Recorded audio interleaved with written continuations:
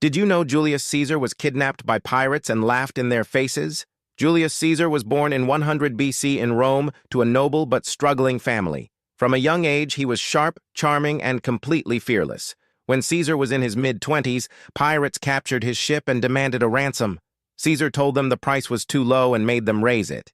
He joked with them, wrote poetry, and promised he would come back and crucify every single one of them. The pirates laughed. Caesar didn't. After his release, he raised a fleet, hunted them down, and kept his word. That same fearlessness carried him through decades of war and politics. He conquered Gaul, crossed the Rubicon River with his army, and seized control of Rome itself, becoming its dictator. But the higher he rose, the more enemies he made. On March 15, 44 BC, a group of senators, including his close friend Brutus, stabbed him 23 times. The man who feared nothing could not survive the people closest to him. Catherine the Great's life story explained in 1 minute. A German princess with no claim to power became the most powerful woman in Russian history. Born Sophie of Anhalt-Zerbst in 1729, she was sent to Russia at 14 to marry the heir to the throne. She learned Russian, converted to Orthodox Christianity, and renamed herself Catherine. Her husband, Peter III, was unstable and widely hated.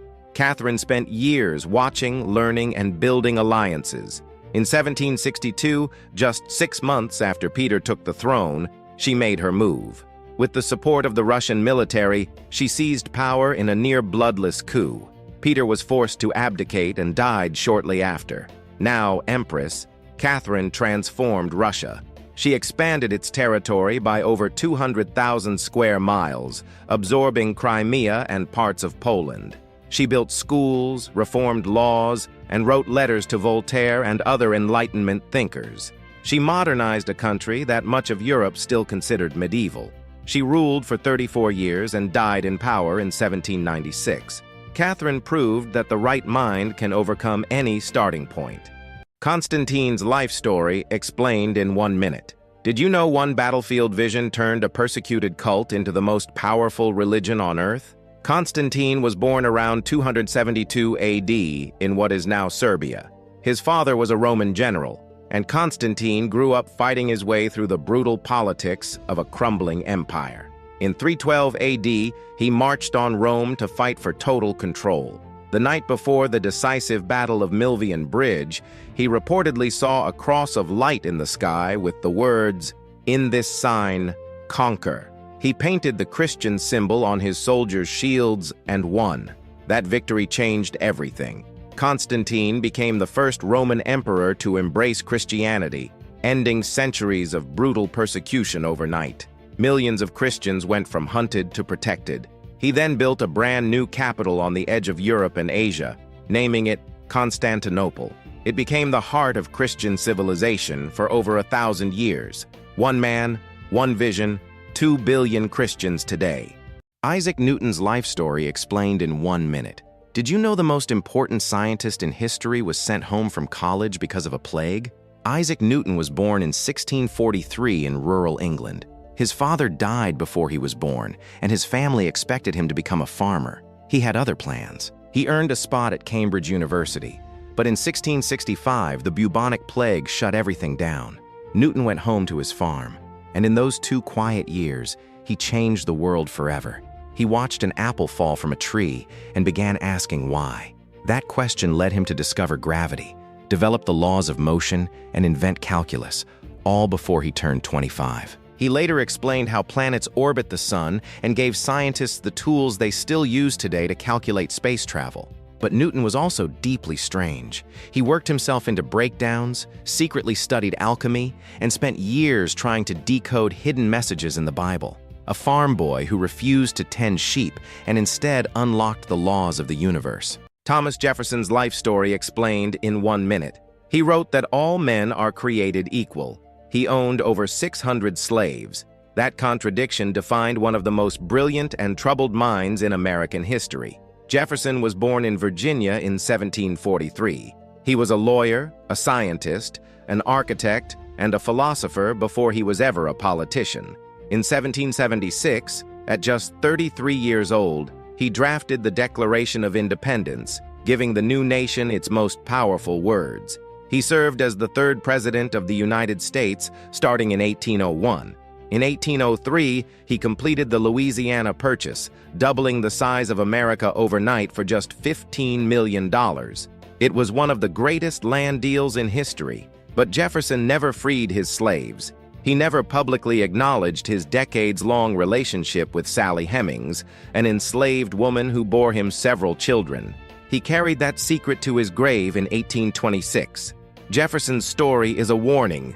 Even the people who write the rules of freedom can fail to live by them. Marco Polo's life story explained in 1 minute. In 1271, 17-year-old Marco Polo left Venice with his father and uncle on what would become history's most famous journey. They were heading to meet the most powerful ruler on Earth, Kublai Khan. After 3 years crossing deserts, mountains, and unknown lands, they reached the Mongol court in China. Khan was so impressed with young Marco that he made him a special ambassador, sending him across his vast empire for the next 17 years. Marco witnessed paper money, coal burning, and postal systems that Europe had never seen. He traveled through Burma, India, and Southeast Asia, documenting everything. When he finally returned to Venice in 1295 after 24 years away, nobody believed his incredible stories. They called him a liar and nicknamed him Marco of the Millions for his wild tales. But Marco wrote it all down in The Travels of Marco Polo.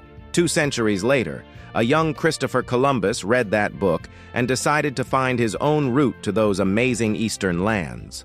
Marco Polo's curiosity opened the door between 2 worlds and changed history forever. Marie Curie's life story explained in 1 minute. Did you know one woman won the Nobel Prize twice, in 2 completely different sciences? Marie Curie was born in 1867 in Warsaw, Poland, when women weren't allowed into universities.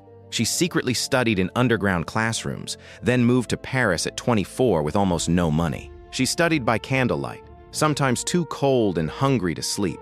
She met Pierre Curie, and together they worked in a leaking shed for years, processing tons of raw ore with their bare hands. In 1898, they discovered 2 new elements, polonium and radium. The world took notice. In 1903, Marie became the first woman ever to win a Nobel Prize. Then Pierre was killed by a horse-drawn carriage in 1906, leaving her completely alone. She kept going. In 1911, she won a second Nobel, this time in chemistry. No one had ever done that, but decades of handling radioactive materials slowly destroyed her body. She died in 1934, killed by the very science she gave everything to. Some people don't just break barriers, they erase them. Spartacus's life story explained in 1 minute. Spartacus was born around 71 BC in Thrace and became a Roman slave forced to fight as a gladiator for entertainment. In 73 BC, he escaped from gladiator school with just 73 other fighters. What started as a desperate break for freedom became the largest slave rebellion in Roman history. Spartacus proved to be a brilliant military leader. His rebel army grew from dozens to over 120,000 followers. He defeated Roman legion after Roman legion, using clever tactics and turning the empire's own weapons against them. For 2 years, Spartacus's army controlled much of southern Italy. Rome sent their best generals, but Spartacus kept winning impossible victories. The mighty Roman Empire was being brought to its knees by a former slave. In 71 BC, Spartacus made his final stand against Marcus Crassus. Though he was defeated and killed, his body was never found among the dead. Spartacus's story became legendary. For 2,000 years, his name has inspired freedom fighters worldwide. One man's refusal to accept slavery nearly toppled the ancient world's greatest superpower.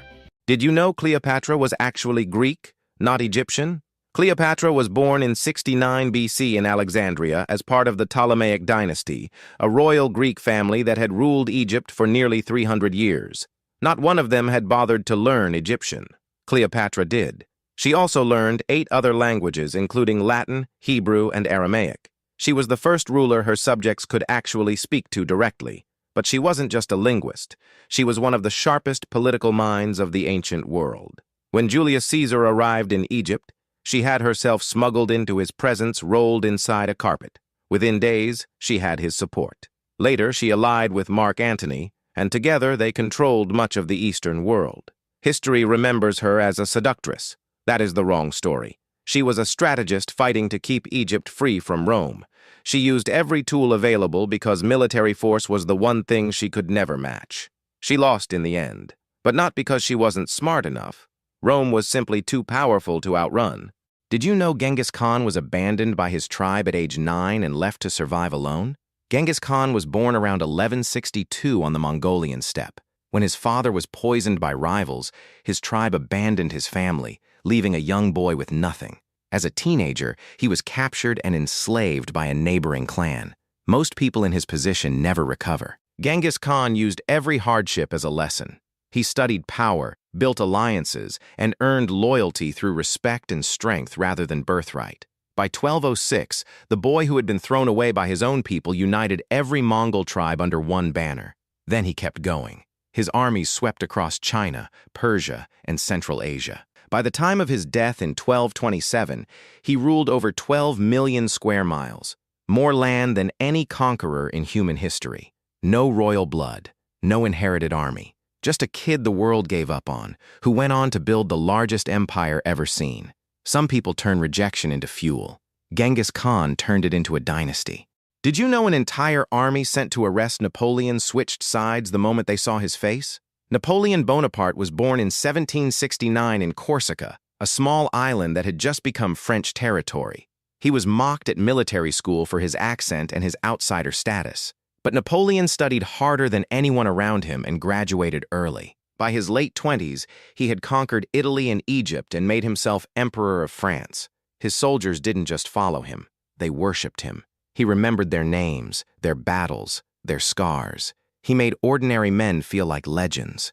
But after defeat in Russia and across Europe, the great powers forced him into exile on the island of Elba in 1814. Most thought it was over. He escaped with just over 1,000 men. When the French army marched out to stop him, Napoleon walked forward alone and said, "If any of you would shoot your emperor, here I am." Not a single shot was fired. That is what charisma at its peak looks like. Did you know George Washington could have been king, and he said no? George Washington was born in 1732 in Virginia. He grew up on a plantation and learned early what it meant to lead men through hard conditions. When the Revolutionary War began, Washington took command of a ragged, underfunded army and held it together through brutal winters, starvation, and defeat after defeat. At Valley Forge, his soldiers wrapped their feet in rags. He stayed with them. Then, in 1783, the war was won. The army adored him. The country was ready to hand him a crown. Some officers actually pushed for it. Washington refused, resigned his command, and rode home to his farm in Virginia. King George III of Britain heard what Washington had done and reportedly said that if true, Washington was the greatest man alive. A king could not believe it. No one could. Most men fight their whole lives for power. Washington fought for 8 years, won everything, and gave it all back. That has never happened before or since. Did you know Alexander the Great conquered the known world before he turned 30? Alexander was born in 356 BC in Macedonia. His father, King Philip II, built the most powerful army the ancient world had ever seen. But Philip also told his son something dangerous. He told him he was the son of a god. Alexander believed it, and he spent his entire life proving it. By 25, he had taken Persia. By 28, Egypt. By 30, he had pushed his armies all the way to India. No one in history had ever moved that fast or that far. Then came the moment that changes everything. Standing at the edge of the known world, Alexander wept, not from sadness, but because there was nothing left to conquer. He died in Babylon at just 32. No clear heir, no plan. And within months, his empire was torn apart by his own generals. He built the greatest empire in history. He just had no idea what to do once he had it. Did you know Harry Truman had been vice president for only 82 days when the entire world landed on his shoulders? Harry Truman was born in 1884 in Missouri. He grew up on a farm, fought in World War I, and ran a small business that failed. He was an ordinary man from the middle of the country. In 1944, Franklin Roosevelt picked him as vice president. For 82 days, Truman was kept out of every major decision. Then Roosevelt died, and Truman was suddenly president. That same day, advisors told him something Roosevelt had never shared. The United States had secretly built the most destructive weapon in human history. Truman made the call. He ordered atomic bombs dropped on Hiroshima and Nagasaki. Japan surrendered. World War II was over. But he wasn't done. He launched the Marshall Plan to rebuild Europe, created NATO, and held the line in Korea when communism pushed south. A farmer's son from Missouri reshaped the entire modern world, not because he was extraordinary, but because he refused to flinch when it mattered most.